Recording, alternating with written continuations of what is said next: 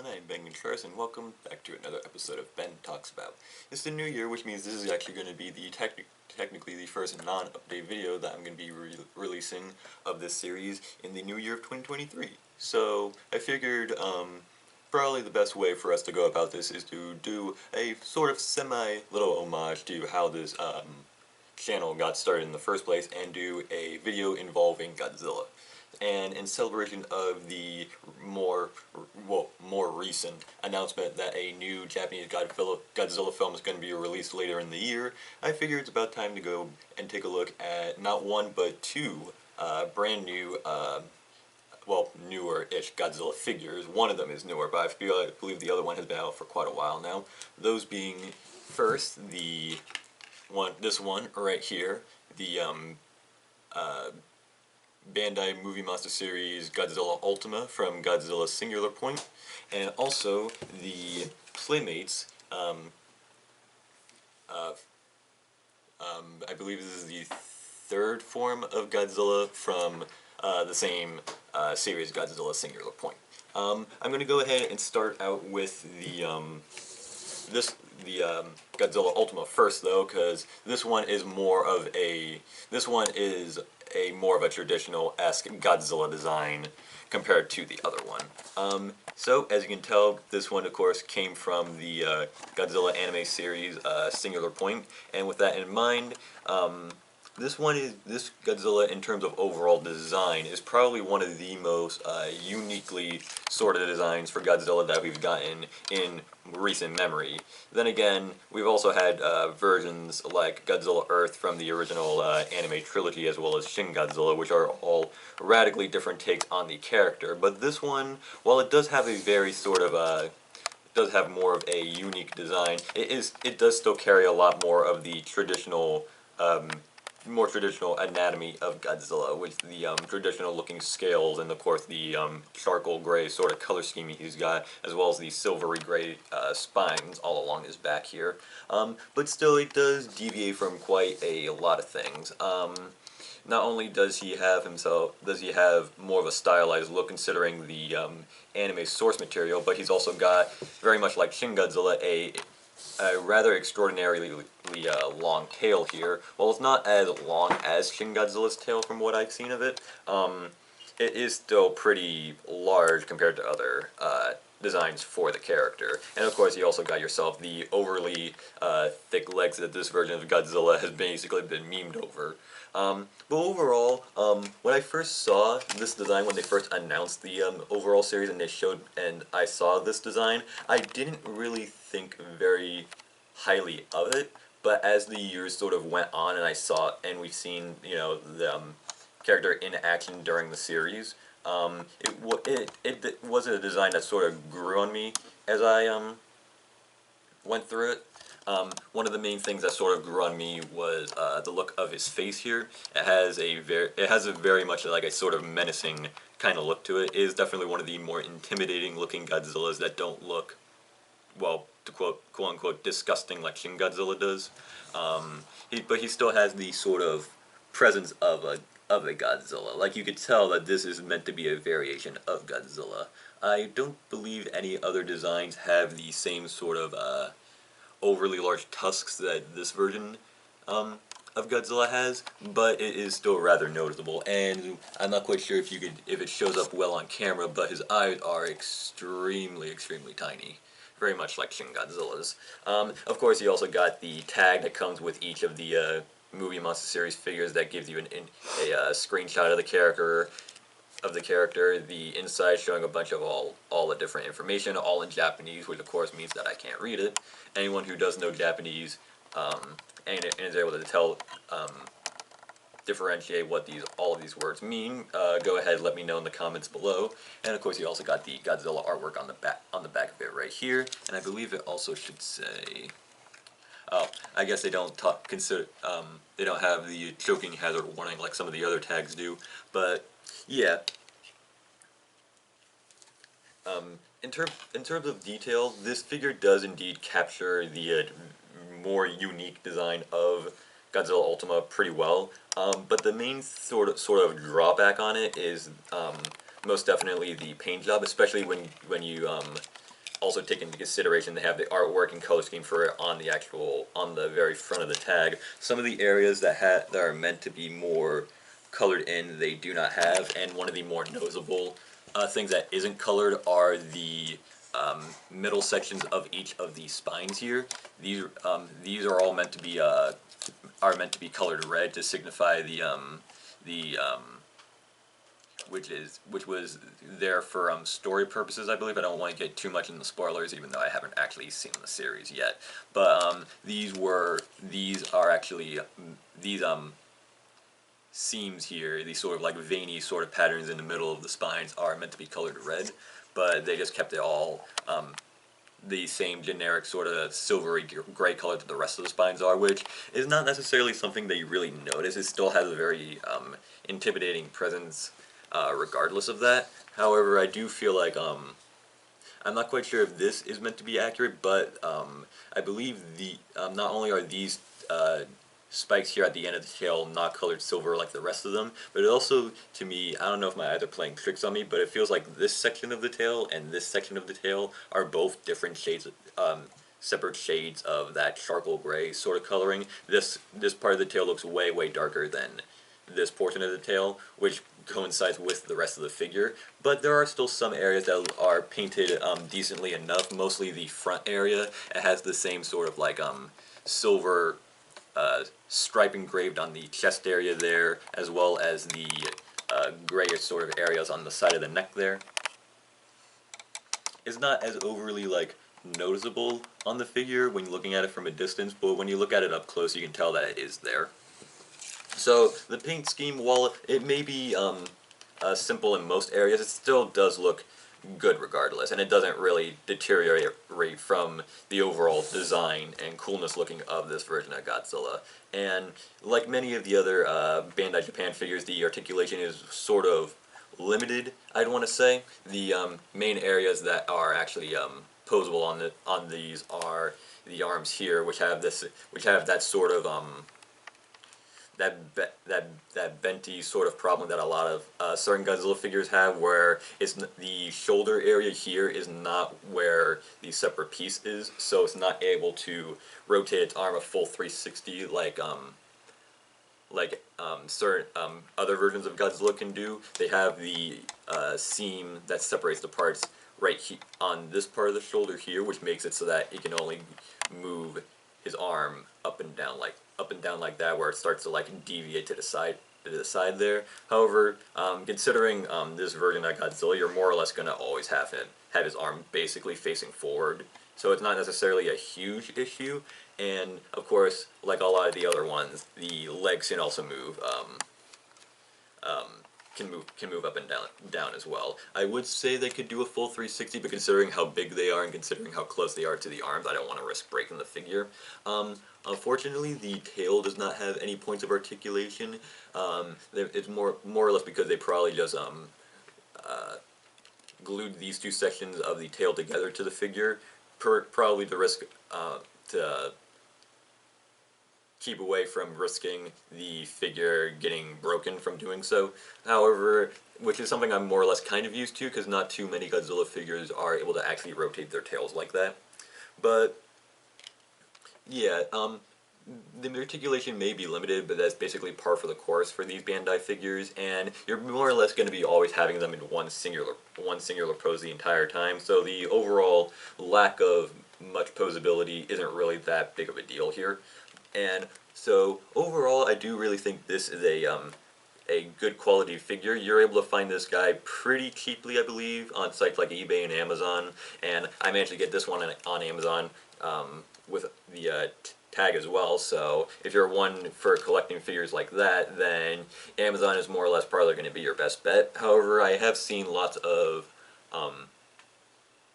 auctions on places like eBay and Amazon for these Movie Monster Series figures, especially for more of the recent ones that they've been releasing the previous year and even this year. A lot of them are being swept up very quickly, so you're probably going to want to go ahead and get them as soon as you can, because next thing you know, there's going to be a bunch of scalpers selling them online for way outrageous prices, because that's just par for the course when online shopping. But overall, I do really like the overall quality of this figure. Now, that was, of course, the one that was made by Bandai, but of course we also got the American company that's making the toys here, that being the company Playmates, and while they did have a very, very, very rocky start when they first got the license for Godzilla figures, eventually they got their stuff together and managed to produce a lot of really great quality figures that they're still doing to this very day, and one of them being this form of Singular Point Godzilla as well. And as you can no doubt tell, this is a radically different design for a form of Godzilla. The main thing that you can most definitely see is the very bright, very Salamence from Pokemon-esque design, color scheme of the sort of light blue and red, as well as still keeping the silver of the spines there as well as these parts on the spine here being strangely being a peach sort of brown color. I'm not quite sure what the logic is for that. And also as you could tell, the tail for this one is looks way longer compared to the one that Bandai gave us. If you actually try to notice in your head how the tails are actually shaped, there is a very high chance that this tail is actually, well, actually, probably goes without saying that this tail definitely looks way longer than this tail here. They actually did make Playmates actually did make another version of Godzilla Ultima in their overall style, but I didn't really, that figure didn't really mesh that very well with me. One of the other things that you could sort of notice with this version of Godzilla is how hunched over he is. He's not exactly standing up straight, and that's the problem that I also had with their equivalent for Godzilla Ultima over there, is that they made his back way more hunched over than I believe it's supposed to be in the show. So yeah, that's why I more or less went to the Bandai equivalent of it. I'm not quite sure if Bandai also made a movie monster version of this form of Godzilla, but despite that, this is still a very overall good quality figure. One of the other things that you sort of notice is that it has more of a glossy sort of paint job compared to the Bandai equivalent of it. That is a lot more solid and a lot more faded in terms of color scheme. This one feels a lot more, has more of a glossy finish, especially you can sort of notice on the top of the arms and the top of the legs right here. It has a lot more of a glossy finish, which can sometimes make figures look a little bit more cheap, but other times they can sort of like highlight certain details of it, and there is definitely a lot of scaled sort of detail on this figure, especially on its arms and legs, that really gives this figure it actually gives the figure more of a nicer quality to it. There is actually quite a lot of detail on this figure that you wouldn't exactly notice, especially if you compared them to the older figures that Playmates did when they first got the license to it. So, like I said, it's like they actually got their stuff together. In terms of articulation, this guy has actually very similar articulation to the Bandai figure. The arms are able to rotate, but parts of it do feel a lot more stiff compared to the Bandai figure. The legs can also move very well, but considering how overly widened these parts of this top section of the tail here is, the legs are unfortunately not able to do a full 360. But this is again another situation where you're more or less going to be keeping him in one singular pose the entire time. You're not exactly going to be messing around and overly changing the pose very much. After all, it's not an SH Monster Arts figure. But one of the other things about the figure that's sort of a pet peeve of mine when it comes to Godzilla figures is that they do this thing where, I believe I discussed it in a couple of my other older videos for Godzilla figures back when I actually called them reviews before I gave it the Ben Talks About sort of label, where if you look at his feet are perpetually stuck in that sort of like angle where it looks like he's about to take a step, and while that looks good while on display, if you try to change the pose in any sort of way, you're basically going to make the feet look extremely awkward. It's the same issue that I had with figures such as the Bandai Creation Godzilla 2000 figure, where it had the same sort of bent foot sort of situation. So it basically makes it so that you're pretty much going to perpetually just going to have them like this. However, the tail is actually able to move, is able to fully rotate, as opposed to the Bandai figure, but that's the only area. This section right here in the tail is the only place that actually has any rotation to it. So the figure, while it by technical standards has slightly more articulation than the Bandai figure, it more or less has the same sort of overall posability. So yeah, overall I do really like both of these figures. Here they are, both side to side. I'm not quite sure how exactly size accurate these two equivalents of Godzilla are. Considering they are just different forms of the same character, and considering I still haven't seen Singular Point yet, I can't exactly do a determination on how size accurate they are to each other, but I do actually have two other figures. I got for this guy, we have the very first Godzilla figure that we ever ended up owning, which is the Bandai Creation GMK Godzilla from Giant Monsters All Out Attack. As you can see, they're actually roughly around the exact same height, which is most definitely not accurate to the source material, because all the Millennium versions of Godzilla are definitely more on the shorter side, similar to how they were in the Showa series, with the exception of Final Wars Godzilla. But yeah, here he is next to Godzilla Ultima, and then here he is next to the third form of Singular Point Godzilla here.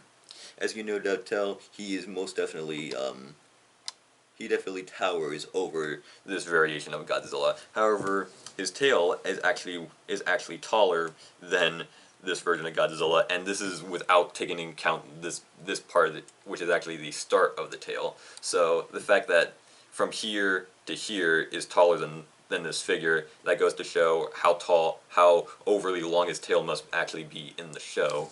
And for the second figure, I believe I actually have not shown off this figure on camera yet, but this right here is the NECA NES game version of Godzilla, which I believe is the same mold that they used for the NECA figure of Godzilla 1984, and very much like GMK, these two are actually roughly around the same height.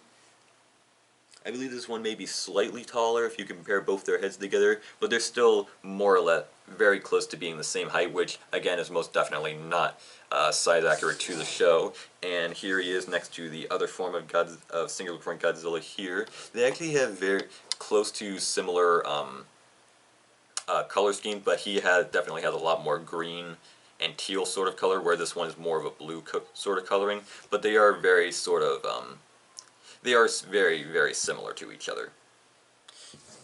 And also here he is next. Here is all four of the figures all put together here. So yeah, while these may not exactly be size accurate, I don't believe size accuracy is necessarily something you're looking for when you're collecting Godzilla figures. So with that in mind, I most definitely appreciate both of these figures. I think both of them are very high quality, and both of them are pretty decent overall in prices. Getting the Bandai figure may be sort of sketchy, considering they're basically only available online on places like Amazon and eBay, and their prices tend to fluctuate from time to time. But these ones you could easily find more so, considering these are American-made figures, you're able to find them more commonly in places like Target or possibly even Walmart, if you go to a Walmart that actually has Godzilla figures actually set up and actually in stock in the stores. But yeah, overall, I would most definitely recommend both of these figures if you're a fan of Godzilla and you're a fan of Godzilla Singular Point. And if you enjoy collecting Godzilla figures like this, whether it's from Bandai, Playmates, or any of the other companies that had Godzilla's license at previous points in time, I would most definitely recommend picking up these figures. They are definitely very good quality, and they really do make me want to actually get to watching Godzilla Singular Point, but unfortunately it's only exclusive to Netflix, which means I have no way of actually watching it. So, That's gonna be all for today on this episode of Ben Talks About. I actually really enjoyed taking a look at these two figures. It brings me back to when this channel where this channel came from, because this channel started out with me making Godzilla figure reviews, and it really goes to show how some things you tend to be into often never change or never go away. So until I see you all next time with whatever it is I decide to talk about, I'm Ben Contreras, and bye.